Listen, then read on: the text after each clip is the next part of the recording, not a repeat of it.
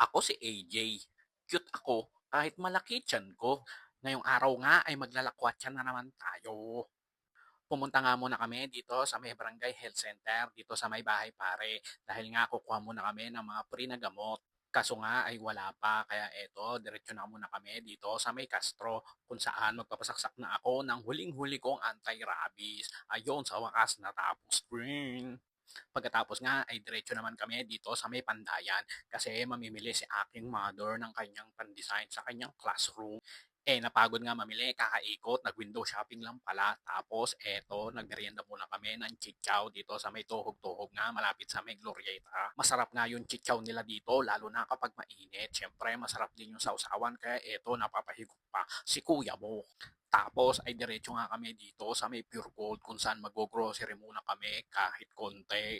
Ang mga bibilin lang nga namin dyan ay yung mga need lang dito sa bahay. Katulad ng sabon, shampoo, bareta, panglaba.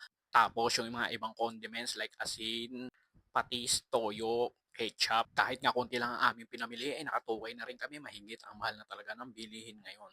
Tapos ito ang aking huling saksak.